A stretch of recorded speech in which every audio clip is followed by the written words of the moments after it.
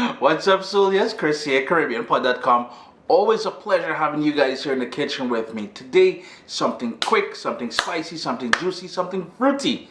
We're making chow, but this time we're using grapes. You know, it's one of those things growing up on the islands. Back in my time, grapes was the only time we got grapes or apple or pears was around Christmas time, and it was very expensive. So we never had the opportunity. I mean, they said we had mangoes and everything else that we would make typical chow with.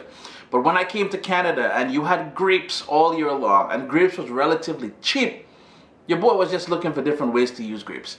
Chow, you're gonna love this one, man. Stay tuned. Spicy though, man. Real spicy. What's up, soldiers? Don't forget to click subscribe. If you've already clicked subscribe, hit that bell notification thing. I want to all you missing out on the new videos, man. Come on, click. And the very first thing you want to do is to make sure you wash the grapes. And I have it in a colander here. I'm going to go in there and move them around a bit. But the whole idea is to wash them and allow them to drain all that water. And as the grapes drains off there, let's create the sort of marinade or the sort of base of this chow. And as we've done in the past, you would have seen me do mango, cucumber, apples, all different types of chow we've done in the past. We need some garlic.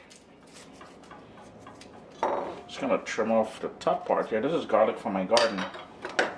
The top part is going a little bit bad there, a little bit funky on me.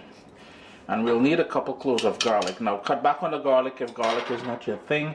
However, if garlic is not your thing, you cannot be friends with Chris. Chris loves a garlic, boy. Salt. The other clove of garlic. Should have prepped this so you guys really need to see this, but small thing, man. So we've got all that nice garlic in there, and if you wanted to crush this in a mortar and pestle, you can certainly do that. Then we need some of that fresh ground black pepper. And I just love this new pepper mill that I have. Picked it up in the south of France. I think it was Marseille we picked it up back in October when we were there.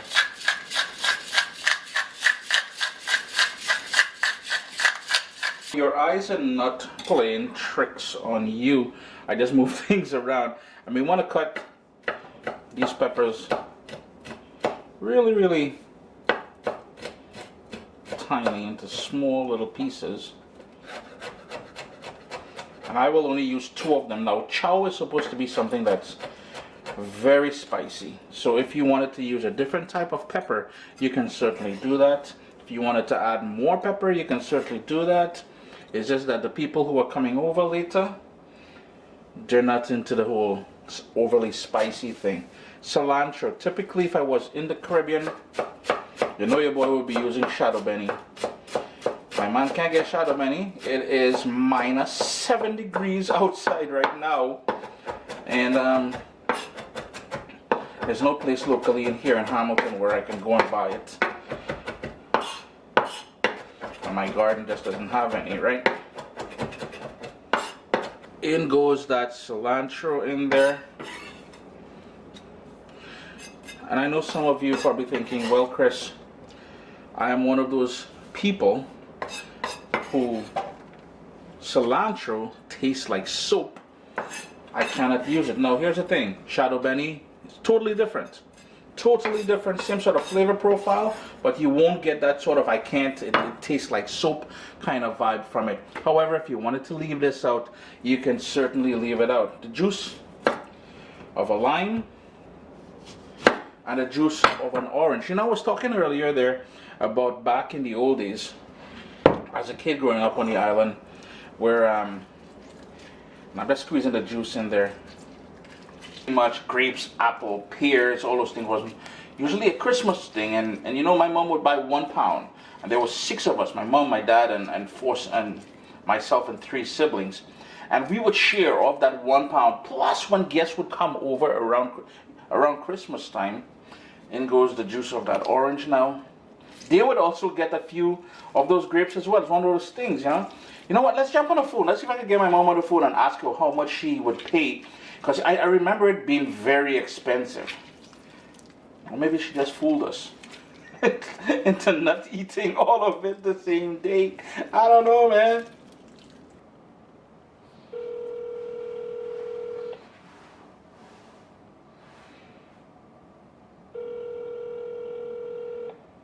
Hello. Yes, lady, good morning. Morning, son. How are you doing? All right. When we was small, and you used to buy grapes. Remember how you used to buy 1 or 2 pounds or something? It was only around Christmas time back then they had grapes selling, right? Yeah. Can you remember how much you used to pay for it? It was expensive, right? I really can't remember now, son.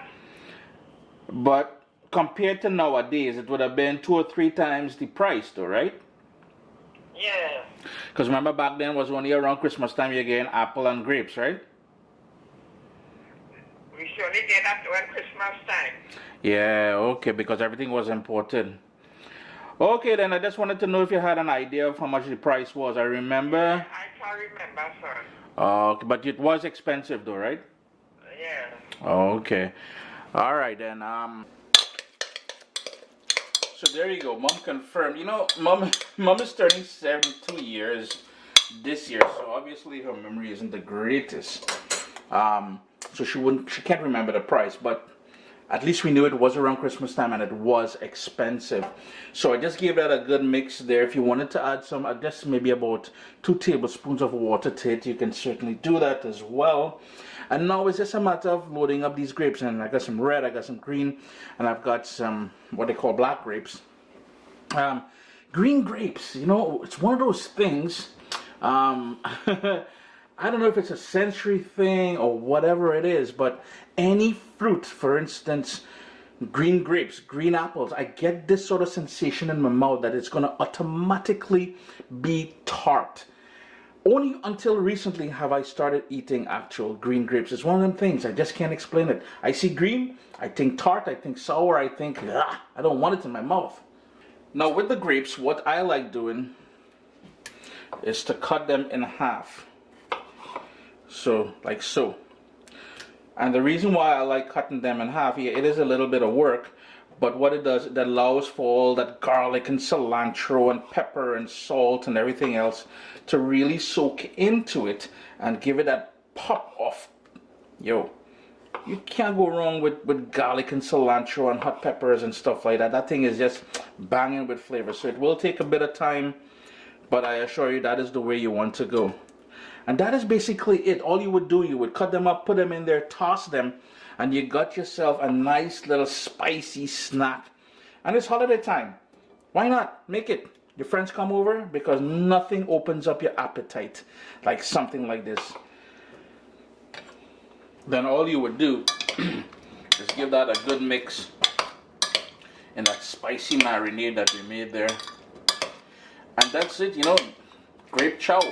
And chow is basically, if you're unfamiliar with the word chow as it's used in this case, it's a sort of a spicy pickle traditionally done with green mango. But when mango is not in season, we use pomsite, we use pomerac, we use chenet or genep, cucumbers. When all fails, we have cucumbers. All you would want to do now is cover this, because the smell of the garlic and everything, it can overpower the inside of your fridge. Cover it in a plastic or put it in a plastic container with a lid. Put it in the fridge and let it sit there for about half an hour before you dig in. Chris here, CaribbeanPot.com. Always a pleasure having you guys here in the kitchen with me. Remember to click on subscribe if you've not already done so. And leave comments down below. I always love getting feedback from you all, yeah?